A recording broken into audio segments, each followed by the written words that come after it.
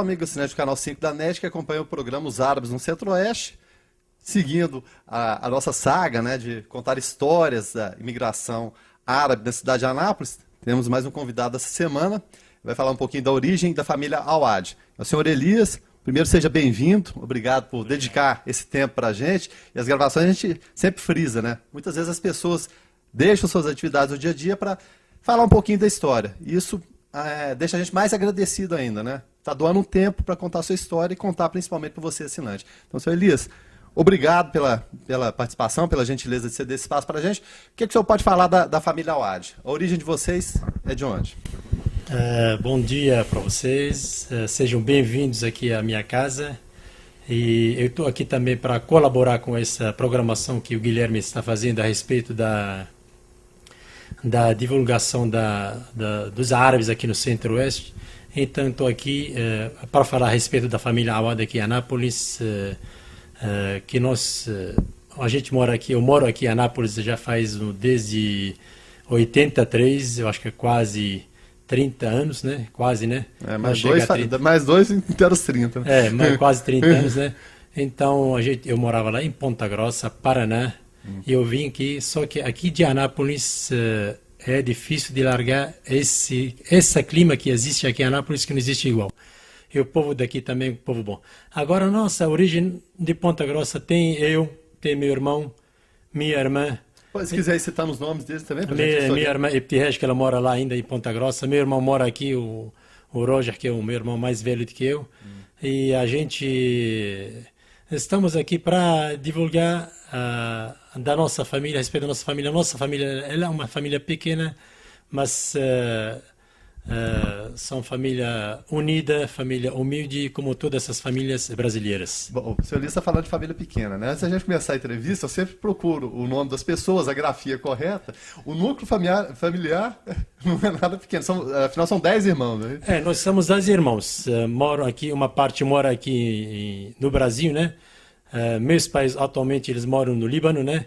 Então, vamos dar nome às pessoas. Então, o nome dos seus pais, e se o senhor conseguir lembrar, os 10 irmãos, 10 com o senhor. Vou lembrar de cima para baixo, né? Do mais velho para baixo. Meu pai, Khalil Awad, né? Olga Kouri Awad, minha mãe. Os dois libaneses. São isso, libaneses. Agora tem minha irmã que mora em Ponta Grossa. Meu irmão Roger, que mora aqui. Que mora em Ponta Grossa, o nome? Ibtirej Mushail Awad. Nome do meu irmão Roger Awad. Depois vem a Marie Awad, Marie Kauli Awad, que ela mora em Austrália, casada. Depois vem o Toleb Awad, também mora em Austrália. Depois vem Roghab Awad, que ele morava aqui, foi por Líbano e por causa da guerra que teve lá na Guerra Civil Libanesa, ele teve que emigrar para a Austrália e casou e está lá, né, até hoje, né? Ficou lá, mas ele liga para cá direto e aquele coração, quando fala com a gente, bate o coração dele, eu vou para o Brasil ainda. Ele fala, eu vou para o Brasil, porque realmente que bebe água dessa terra aqui, não consegue esquecer mais. Eu acho que é por causa da liberdade que a gente tem aqui, né? Agora, depois dele, vem eu, né? Elias, sou sexto, né? Depois vem a Lourdes Awad, que ela mora hoje no Líbano também.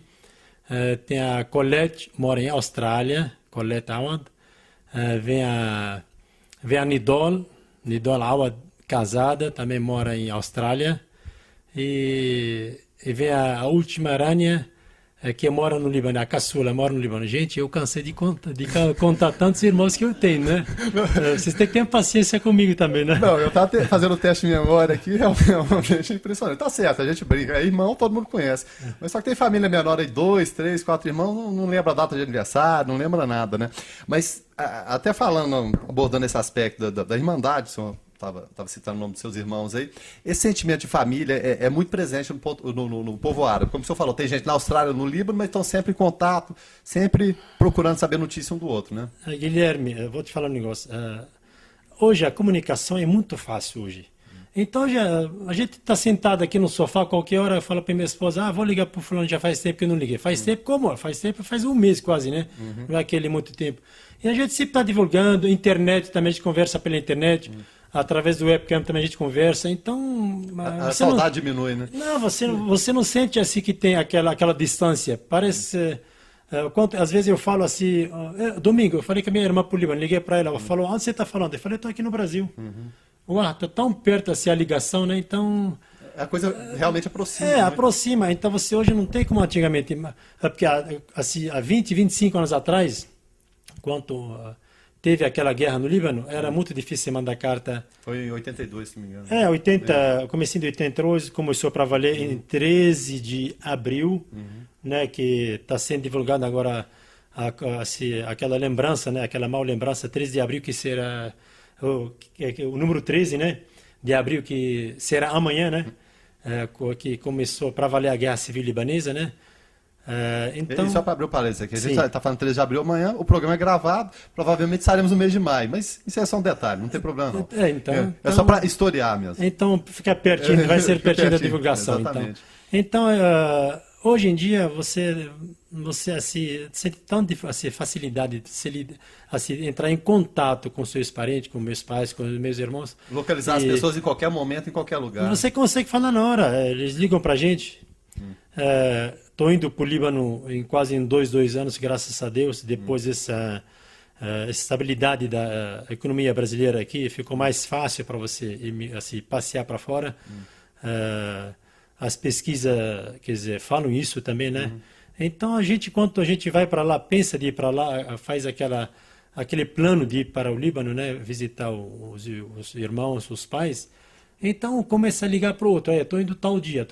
Então a gente programa para ir naquele mês, né? Mês de férias. Né? Coisas que antigamente, por causa da instabilidade, na época era impossível de fazer. Hoje não, hoje pode se programar, pode parcelar, pode fazer da forma que cabe no orçamento de cada um também. Né? Graças a Deus a economia brasileira ajuda hoje, né? Então...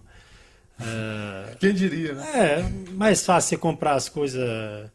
a prazo, comprar passagem. Antigamente você não tinha coragem de comprar, você não sabia o dia de amanhã. Hoje não, você pode fazer plano para um ano quase, então sem esquentar a cabeça com o poder financeiro de cada um, né? Então... E como é bom viver assim, né? Na verdade, a gente fica lembrando da época de zero, inflação diária, todo dia mudava preço, todo dia remarcava, o dinheiro que você estava no bolso de manhã, de tarde, já valia menos, era aquela loucura de juros, mas... Isso parece uma página virada na vida da gente. Você está falando justamente com o comerciante, né? Porque... exatamente, com o comerciante Elias Awad. Era complicado, né? A gente comprava a calça, vendia a calça, hoje um preço também era outro preço, né? Exatamente, era uma coisa absurda. O senhor consegue se imaginar vivendo naquela situação hoje em dia? Parece que é uma coisa tão distante, tão maluca, que não consegue entrar na cabeça da gente hoje, né? Não, porque realmente a gente pode até... conseguir viver, mas eu acho que é muito complicado e eu acho que antigamente, eu lembro aquela época daqueles planos que tiveram. Plano cruzado, plano verão. Muita gente cometia suicídio, porque praticamente eles perdiam fortunas de um dia para o outro, né? Da noite para o dia. Lógico, eu não tenho muita história para contar, mas eu... Mas viveu essa época como comerciante, e é bom a gente historiar esse lado comerciante também, que está na veia do árabe, né? O comércio. Vamos voltar um pouquinho no passado, falar um pouquinho do pai e da mãe. Bom, a origem libanesa. Sim. Como que a família Awad veio colocar os pés aqui no Brasil? Olha aqui, eu vou te contar uma história que eu conto para todo mundo assim, com muito orgulho. Quando eu estudei lá até 18 anos de idade. Tem um professor meu, falou, o que você relaxou no estudo? Eu falei, porque estou querendo assim, voltar para o Brasil, né? Meu sonho morar no Brasil, né? Mas de onde surgiu essa ideia? Não sei, eu achava que esses pessoal que iam daqui para lá, passear lá no Líbano, eu sentia que eles têm assim aquela simplicidade, adquirir assim, aquela amizade diferente daquelas pessoas que iam da Austrália ou do Canadá, de outros países para passear lá, porque lá na época na época da temporada, a gente fala temporada que é junho, julho e agosto, né? Então, lá realmente a população libanesa praticamente triplica, né? Como a nossa aldeia lá, uma aldeia pequenininha, ela praticamente dobra a população dela, né? Qual o nome da aldeia? Hakur, né? Hakur. Praticamente muita gente. Então, sempre assim, não sei, parece que um destino de eu morar aqui, de eu viver aqui no Brasil, né? Abrindo outro parênteses aqui, o senhor sentia quem estava no Brasil e ia fazer esse turismo, ela voltava com um sentimento diferente em relação, por exemplo, a quem tinha ido para os Estados Unidos ou para qualquer outro país? Com certeza, eu sentia que eles são mais assim, mais amigos das pessoas, diferente os outros ficavam mais assim, isolados. Mais distantes. Agora, o turista brasileiro que vai para lá, quer dizer, independente do meu pensamento, o brasileiro lá, ele é super aceitado, ele é super recepcionado. A única barreira seria Não, independente da nacionalidade dele, eles adoram o povo do Brasil. Não é no Líbano só, no Líbano, na Síria, no mundo árabe. Acho que por ter uma política assim,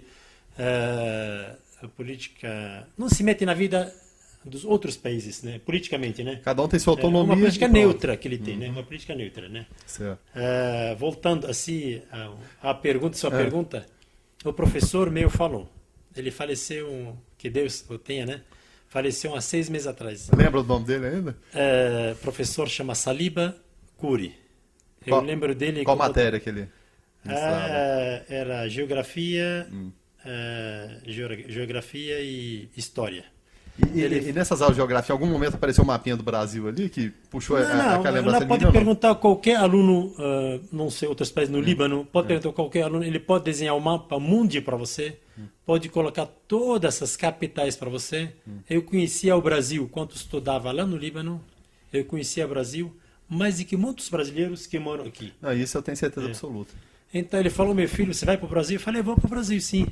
Ele falou assim, esse aqui estou falando há 30 anos atrás. Esse aqui eu acho que foi em 1977, acho que mais 30 e poucos anos então. 34 anos. Ele falou, o Brasil ele será uma potência mundial ainda. Futuramente o país será uma potência. Eu não esqueço isso. Realmente hoje o Brasil é uma potência econômica e está encaminhando também para... Nesse sentido, né? Uma potência bem forte, né, economicamente. Graças a Deus, né? Graças a Deus, e isso motivou essas pessoas a virem para cá. Bom, fez-se isso então. Falou para o professor, desse comunicado para ele, estou indo para o Brasil, até vir para cá, passaram quantos anos? Foi 36 anão. Desde que ele me falou até hoje, né? Tá, não, eu sempre falo. Por volta de 77, o senhor comunicou, eu quero ir para o Brasil. Ele falou, vai então, pode ir, que não tem problema nenhum. O senhor era um rapaz entrando na fase adulta já, né? 18 para 19 anos. Isso, mais meses, né? Aí veio para cá com que idade? 18 anos, 5 meses. Logo depois, então. Não, foi logo depois. Quando eu comunicou, estou indo, o professor falou, pode ir. Em algum momento ele duvidou dessa palavra, se eu falar tá indo, porque muito jovem fala, vou para tal lugar, vou isso, vou sair da casa do meu pai e tal, mas não sai nada, né? Só como se diz aqui no Brasil, papo furado. Isso. Mas ele conhecia o senhor a tal ponto de pensar, não, Elias está falando, ele vai mesmo? Porque nós, libaneses, a gente, por Líbano ser um país pequeno, eu posso mostrar para você depois assim... A geografia do Líbano é uma geografia muito pequena, 210 km de comprimento, 50 de largura. Então, a população lá, ela por metro quadrado, ela tem muita população assim. Fica difícil para a gente crescer economicamente. Muita gente para pouca terra. Pouco espaço. Então, o libanês geralmente nasce desde criança, já nasce pensando em migrar. Como é que é? Porque lá no Líbano não tem uma família que não tem parentes que moram fora do Líbano. Praticamente lugar. Todas essas famílias, eu não posso falar 100%, mas pode considerar mais de 95% das famílias libanesas tem parente ou alguém que mora fora do Líbano. Então isso faz parte, parece que o instinto do libanês, né, assim, de pensar em imigrar, né? Lógico, ninguém gosta de imigrar, igual os nossos brasileiros que moram nos Estados Unidos. Por que ele imigra? Ele imigra às vezes para ele quer fazer a vida dele, né? Quer fazer o futuro dele. Na minha visão de brasileiro, a primeira imagem que eu tenho quando se fala em Líbano é justamente a do cedro. Não sei se é porque aqui em Anápolis muitos descendentes usam, né? Claro, naturalmente a bandeira do Líbano, está lá o cedro. Qual a origem do cedro? O que o senhor pode falar para a gente? O que significa? Qual o grau de importância do cedro para ele estar presente na bandeira do Líbano? A bandeira, o cedro significa a força. Por quê? Porque a madeira do cedro, eu não sei se vou explicar tudo Não, o que eu posso tranquilo. saber, né? A madeira do cedro ela é uma madeira que ela nunca runcha. Porque até os brasileiros sabem do cedro, porque o cedro do Líbano ele é citado na Bíblia também. Onde o Salomão construiu o templo dele, né? O cedro do Líbano. Então, quer dizer, além de ser faz uma parte assim da bandeira do Líbano, um pedaço que fica dentro da bandeira do Líbano, o cedro é uma planta sagrada, que o Deus que plantou o cedro que está nas montanhas do Líbano. Não é porque ele faz parte da bandeira, faz parte da Bíblia, é uma história da Bíblia, do Cristo. Sabe o que é? Então, por isso a gente fala, e o cedro, essa madeira que vocês estão vendo aí, que vocês viram que passou na imagem, você pode jogar ela em qualquer lugar, ela nunca runcha. A única madeira no mundo que não pode carunchar, ela nunca runcha. E ela é a representação do cedro, feita de cedro. Não, essa aqui é feita do cedro. Essa aqui, Vou falar isso. essa aqui eu comprei ela, acho Não, que não foi é outra 2000. madeira, né? Não, eu comprei ela em 2004, foi nas montanhas, porque ela tem as barracas que eles vendem esses cedros, e tudo controlado pelo governo. Não pode entrar qualquer um lá e tirar e fazer a gravura, né? Essas gravações assim, esses trabalhos assim, artísticos, né?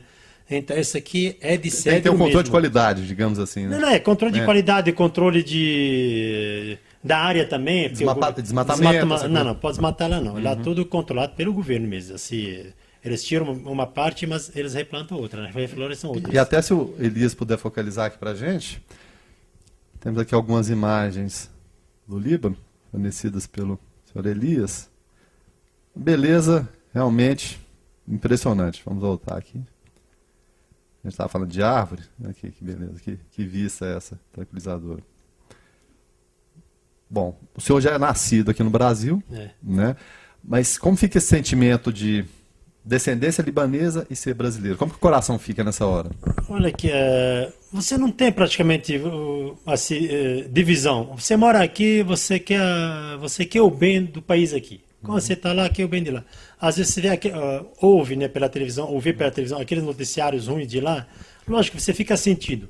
É igual quando acontece aqui também as coisas, vamos supor, o que aconteceu esse dia, infelizmente também no Rio de Janeiro, também a gente fica sentido. O sentimento é igual de dor, igual, seja lá o porque, Guilherme, para mim, o ser humano é um só no mundo inteiro. Para mim não tem diferença nenhuma. O ser humano é uma pessoa só. Agora, nós não temos culpa se um nasceu lá, um nasceu cá, um nasceu pobre, um nasceu rico.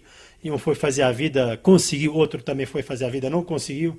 Eu acho que o que você tem que estar bem, você tem que estar digno, você tem que estar honesto nessa vida. Então, o que vale isso? Agora, meus filhos também nasceram aqui todos, eles adoram o Líbano. Tem meus filhos, se eles ouvem qualquer noticiário também no jornal assim que desrespeita assim, a política de lá, ou que desrespeita, vamos supor, assim, a segurança de lá, meus filhos eles choram. Eu choro também junto com eles. Eu, às vezes, escuto esses noticiários que está acontecendo hoje, infelizmente, no Oriente Médio, como alguns países, Líbia, também que Iêmen. aconteceu no Iêmen, aconteceu também no Egito, infelizmente também está acontecendo com a nossa vizinha, nossos irmãos sírios também. Eu também fico sentido da mesma maneira, porque o ser humano, eu acho que não tem culpa de onde ele nasceu. Entendeu? Então eu fico sentindo do mesmo jeito. Eu não gosto nem assistir essas imagens, porque eu fico emocionado como estou sendo agora, assim, só de lembrar, porque eu vivi assim mais ou menos 4 ou 5 anos. A Guerra Civil Libanesa ela começou em 82, para valer 83, né? Eu vivi praticamente lá 4 a 5 anos de lá. Eu sei o que é uma guerra também, não é uma guerra, uma insegurança, não importa se for guerra. Você anda na rua hoje também, aqui em Anápolis de noite, eu não tenho coragem de andar a pé de noite, porque também é inseguro. Isso também é triste, assim, falar isso ou ver isso em qualquer lugar. Certo. Bom, chegando no Brasil, qual a referência que o senhor tinha aqui para começar a sua vida? Começar a fase adulta, né? Coincidiu de começar a fase adulta num país. Eu vim, porque do jeito que eu falei, eu quis morar no Brasil, sempre assim, morar, fazer minha vida, passear, porque eu sempre, assim, através do estudo que eu tive lá, politicamente é um país neutro, então, quando você tem uma política neutra, lógico, o povo também, a mentalidade das pessoas se torna assim, praticamente não existe preconceito aqui, né? A respeito de assim, a natureza das pessoas, né, da que eles são. Eu vim aqui porque falei para minha irmã que eu vim para o Brasil, né? Voltar para cá, para o Brasil. Ela pediu, então vem cá. Não, aqui está difícil a situação, porque foi em 79, né? Aquela época era difícil. Não, vê se você vai para a Austrália, vê se você vai para a Arábia Saudita. Meu primo mora em Arábia Saudita. Quer dizer, as opções eram muitas. Né? Teve acho que umas 4 opções, né? Canadá. Só que eu falei, não, eu quero o Brasil. Assim, Sol, porque né? através dos meus amigos, assim, que eu conheci eles lá também, né? Então, realmente eles tinham outra mentalidade, né? Assim, não sei como é que é. Tem coisas que não dá para explicar naturalmente, né? Não, ela toca o coração. Não dá para e pronto. explicar assim. Aí eu cheguei, aí vim para cá, morei com eles em Ponta Grossa, fiquei 2 anos lá, e vim para cá em 83, para Anápolis, 10 de abril de 83, né? Engraçado, todas as entrevistas que eu faço, as pessoas lembram com precisão o dia, o mês, o ano. Só não citam a hora, porque também eu acho que seria muita coisa. Mas todos lembram, sem exceção, o dia, o mês e o ano que chegaram. Porque uma coisa que marca na nossa vida. Se você quer uma coisa ruim, lógico, você acaba tentando esquecer. Mas quando você tem coisas boas na vida, ou coisas ruins, então, aquela balança média, uma coisa boa, coisa ruim, você não consegue esquecer, porque aquela data, ela marcou, ela mudou sua vida. Eu não esqueço a data do meu casamento, muitos esquecem, não esqueço, porque sou, graças a Deus, bem casado, então não pode esquecer. Tem uns que esquecem, né? É complicado. Né? Então, vamos pular essa página aí, porque senão vai complicar a situação de muita gente. Nossa senhora, aí. Tá bom, então não vou deixar ninguém passar vergonha, viu? Mas deixa frisado aqui. O senhor Elias Awad lembra e bem a data do casamento. Eu me lembro bem, graças a Deus eu lembro, né? Então, fiquei lá 2 anos, trabalhei com meu cunhado, há 2 anos lá, tinha atacado de fruta, né? Qual o nome dele? Melik Mushailah, né? Seu Melik Mushailah, né? Trabalhei com ele. Melik, deixa eu abrir um parênteses. Melik seria, eu falo de outras entrevistas, Rei Sol, seria isso? Alguma coisa parecida? Fez a tradução? Melik, aquele que tem bens, chama-se Melik. Alguma coisa que ilumina? Não, você tem, tipo, não sei mesmo, você tem coisas, né? Assim, é proprietário de algumas coisas. Proprietário de uma coisa, Melik, você... Então você assemelha ao sol, né? Algumas coisas giram ao redor dele ali. Então trabalhei com ele, só que não dava certo lá, meu irmão já mora aqui, né? Mora aqui até hoje. Não, vem cá que aqui a gente tem um trabalho, você entra junto com a gente no trabalho aqui. Eu vim aqui e eu trabalhei, só que naquela época tinha muita inflação, não deu certo a primeira vez. Então, para comerciante foi uma escola muito boa, né? Começou no auge da confusão financeira. Da confusão. Graças a Deus, eu comecei no zero. Eu posso falar que... E começou em que ramo, pra gente falar? Eu comecei, a gente tinha um mercadinho, panificadora mercadinho na rua Sócrates Diniz. E o nome? Né? Supermercado Princesa, né? Panificadora Supermercado Princesa. Só que não deu certo. Nós éramos 3 irmãos, um deles que foi para a Austrália, voltou para a Austrália. Ficamos 2, era inflação, família, mercado, assim, comércio pequeno. Não deu certo. Depois eu fiquei praticamente sem nada. Eu falei para minha irmã me ligou, perguntou o que você está fazendo. Eu falei, não estou fazendo. Quer voltar para o Líbano? Eu falei, não. Porque quando a gente imigra, a gente quer imigrar para ser alguém na vida. E essas pessoas que imigram também, os brasileiros que imigram daqui para fora, para serem alguém. Porque se você não quer ser nada, assim, e não é nada, então para que imigrar? Fica aqui, primeiro ser bem tratado no seu país. Então eu falei para o Líbano, eu não volto, porque eu não tenho nada, não fiz nada, eu vou voltar para lá sem nada, eu não volto, eu prefiro ficar aqui. Você quer ir para a Austrália, eu te dou passagem. Eu falei, não, eu queria sim. Ir para a Austrália, eu te dou passagem. Eu falei, eu quero. Aí tomei decisão, era de ir para a Austrália, onde meu irmão foi também, porque ela realmente, a situação, para quem trabalha de empregado seria melhor, né?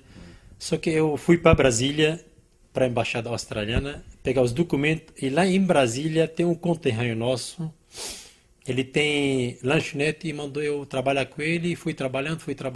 Enquanto aguardava a documentação. Mas aí eu fui gostando, ele foi me pagando 2 salários e fui juntando. Eu sou uma pessoa... O dinheiro voltou a aparecer. Sempre fui uma pessoa bem controlada, graças a Deus. Eu não fumo, não bebo, não gasto dinheiro fora. Eu trabalho de casa, do trabalho para casa, da casa para o trabalho. E começou aquele plano cruzado. No plano cruzado, eu comecei a levar mercadorias. Gente, então, 86. 86. E começou a faltar aquelas mercadorias. E aqueles ágio em cima das mercadorias. Então, os pessoal lá em Brasília começaram a me pedir mercadoria daqui de Anápolis, igual verdura, laticínios. O que que eu fazia? Eu levava daqui para lá. E eu comecei a ganhar dinheiro naquela época. E quando eu vi que comecei a ganhar alguns trocados, né, dinheiro, né, Guilherme? Eu desisti dessa viagem para a Austrália. Aí falou, não, aqui eu vou retomar e vai ser aqui mesmo. É. Aí nessa época, Guilherme, começou outra parte da minha vida, que eu comecei a namorar com a minha esposa. E minha esposa, a mãe da minha esposa, que hoje é minha sogra, minha querida sogra, Dona Adla, hoje é presidente da Sociedade Árabe, das Mulheres Árabes Brasileiras. Minha sogra é prima do meu pai. Quer dizer, eu comecei a namorar com a prima terceira geração, né? Do meu pai, né? Terceira geração minha, né? E comecei a namorar com ela nessa E época. para as pessoas que não conhecem o nome da sua esposa? A Georgette Sami Bazi Awad, né? Hoje ela é diretora da Escola Municipal Antônio Constante. E infelizmente ela não está aqui. Mas outra oportunidade a gente vai entrevistar também. Se Deus quisesse para falar com a gente, né? E conheci a Georgette, assim, conheci não, eu comecei a namorar com ela, porque já era parente minha, eu conheci ela, né? Aí não tive coragem mais de sair daqui. Como é que faz essa hora? Olha o que o amor faz. Nem o plano cruzado conseguiu espantar. O amor realmente faz coisas. E é bom, né? A gente querer uma referência, né? Em algum momento da vida, tá certo, todas as pessoas namoram muito, conhecem, né? Mas tem aquele momento especial, né? Aquela pessoa que toca. E foi isso que aconteceu. Nem o plano cruzado conseguiu espantar o senhor Elias, mandar para a Austrália, né? Não, nem plano cruzado, nem plano Collor, nem plano Collor, plano verão 2. Tá bom. Aí, então, eu vim de Brasília para cá, já deu para juntar alguns trocadinhos, né? Pessoal, vou voltar para Anápolis. Né? Voltar para Anápolis, porque afinal já estava namorando já há quase 2 anos e comecei... E ela residindo aqui, claro. Não, ela lógico, ela morou aqui sempre, né? E ela estava trabalhando. E comecei a abrir comércio aqui, pensando assim em casar, né? Aquela dificuldade enorme. Eu casei praticamente sem nada, que meu sogro me sustentou. A única ajuda graças ao meu sogro, que ele me ofereceu aquela ajudinha pequena. E foi isso, né? Começou a nossa vida, né? Devagarzinho. Quando se deu o casamento? O casamento do senhor? A gente começou na hora que eu falei, eu casei dia 1º de julho de 1989, graças a Deus que minha esposa, a atual esposa, a Georgette, né? Que eu amo ela muito. Eu tenho 3 filhos, Marcelo, quer dizer, Rafaela mais velha, Marcelo e a Renata, estudam na faculdade, graças a Deus. O que eu posso falar assim, a respeito do meu casamento é, graças a Deus, a gente faz o possível e o impossível para casar, porque o casamento para o libanês, para o árabe, é uma coisa sagrada. Para a gente é uma coisa sagrada, porque o casamento a gente não se brinca. Casar e largar, essas coisas não. A gente casou e principalmente, eu não estou falando dessa questão de religião, não estou abrindo o assunto de religião, porque quando a gente casa, através da nossa cerimônia de casamento, tem uma frase que fala assim: vocês dois se tornarão um corpo só. E um corpo só, para você assim, repartir ele novamente ao meio, não dá certo. Então, é mais fácil repartir dinheiro. Né, a gente reparte a herança, é mais fácil. Repartir a mulher não tem jeito. E olha que herança dá complicação, mas mesmo assim é mais fácil. É claro, evidentemente. Bom, a gente está indo e voltando, fala um pouquinho de presente, fala um pouco do passado. O senhor Elias chegou aqui, para quem não pegou o primeiro bloco, em determinado momento ele falou para o professor dele, vou para o Brasil. O professor falou, pode ir.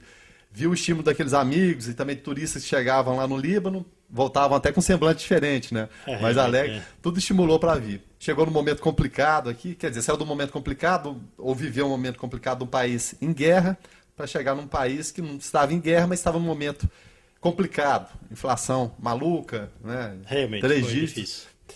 Se assemelha, é claro, nada é igual à tragédia de uma guerra, mas o caos que se instala num país que está sob descontrole econômico se assemelha um pouquinho com a desorganização de um país que está em guerra civil ou numa guerra qualquer? Não, quando você está dentro de uma guerra civil, você não tem plano nenhum para você fazer seu futuro, assim.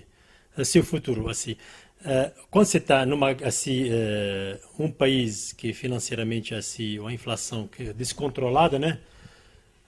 A insegurança, lógico, você pode fazer seus planos de crescer, de você trabalhar. evitar certas coisas que a gente, como falou, citou, não pode andar de noite, sair com a porta, tem que deixar a porta fechada, trancada. Mas você tem como planejar a sua vida, a vida dos seus filhos.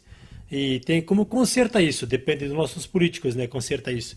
Agora, o país que está em guerra, é praticamente quem aproveita a guerra são aqueles chefões daqueles rebeldes, aquelas organizações, que eles que crescem, eles que recebem doações, que recebem dinheiro, recebem apoio lógico, de alguns países que é interessado para eles acontecer uma guerra em tal lugar, né? Alguém está interessado em ter um lucro naqueles de alguma conflitos, né? Então, para quem quer trabalhar assim, não tem aproveito nenhum, só tem perda de tempo e só é prejudicado através disso, por causa disso.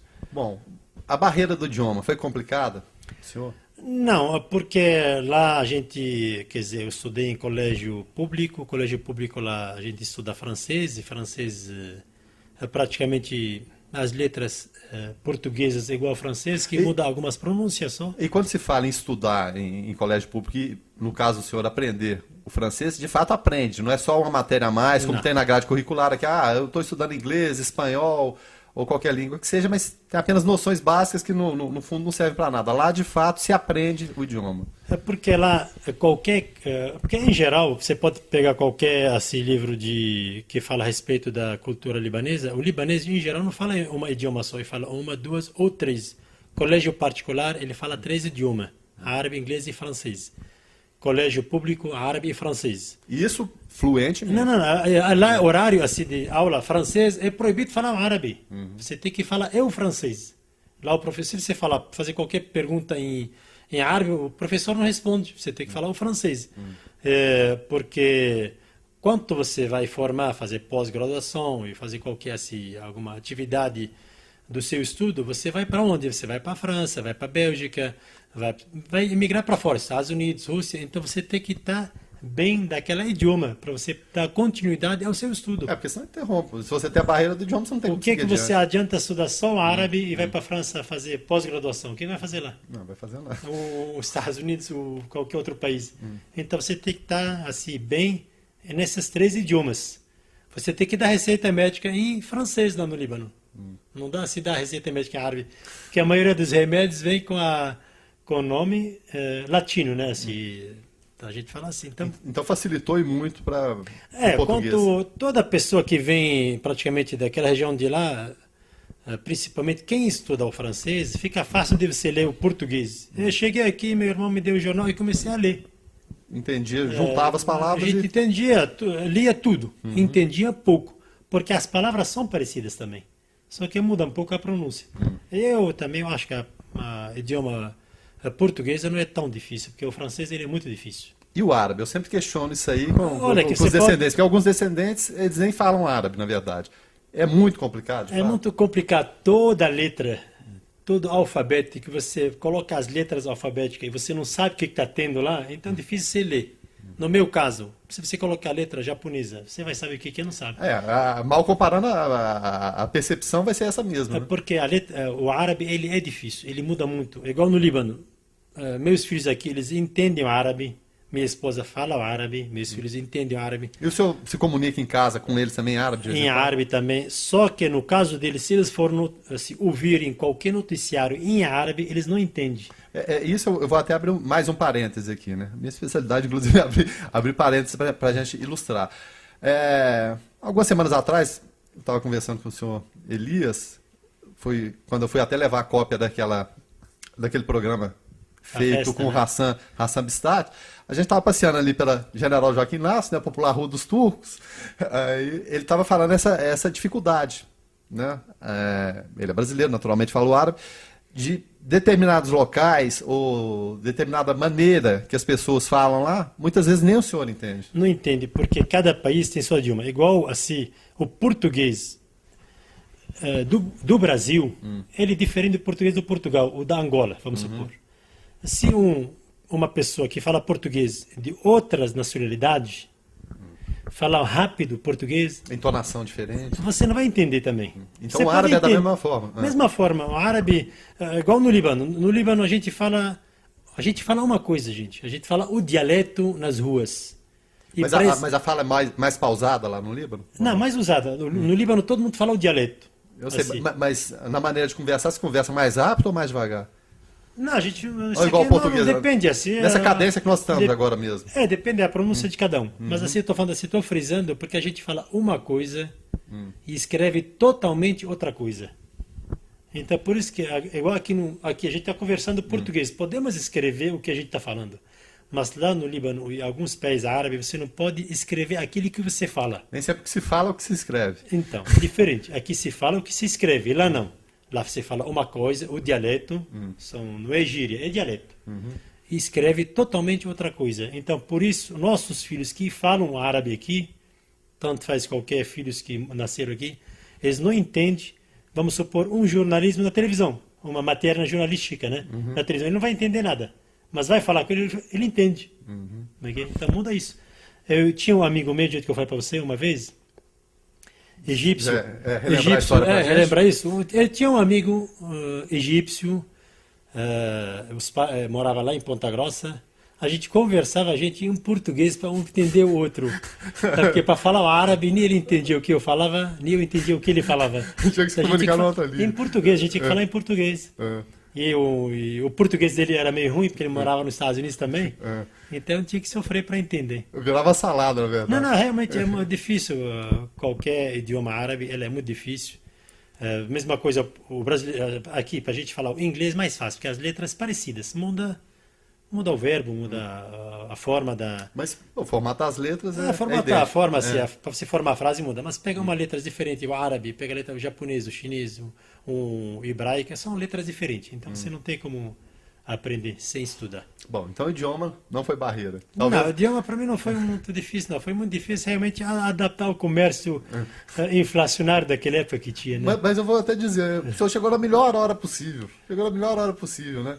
Quem convive ou conviveu com aquela situação, convive em qualquer outra situação. Realmente, foi difícil aquela época e a gente já aprendeu muita coisa, graças a Deus, daquela época da inflação, né? Então, por isso que hoje a gente aguenta o comércio hoje, porque hoje não tem inflação, mas tem muitos impostos, né? E tem que estar em dia. Se não tiver, você não dá continuidade ao seu trabalho. Não continua. Por falar em trabalho, como que é o dia a dia, senhor Elias? O meu dia a dia? É. O meu dia a dia é trabalho, acordo de manhã, trabalho, eu volto para casa, aí tem família, minha família, igual todas as famílias, são sagradas para mim.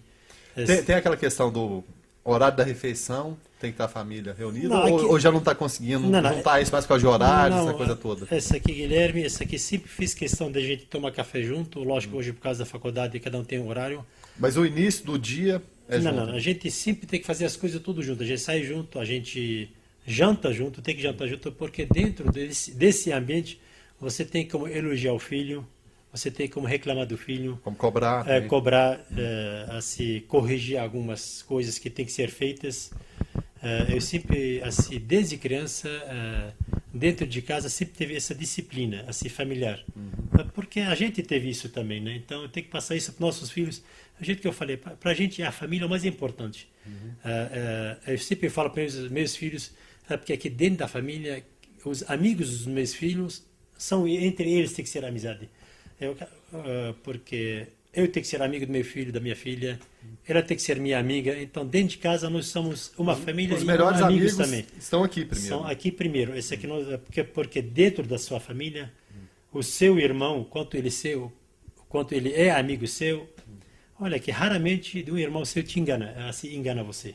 Mas amigo fora do seu ambiente, ele pode passar você para trás.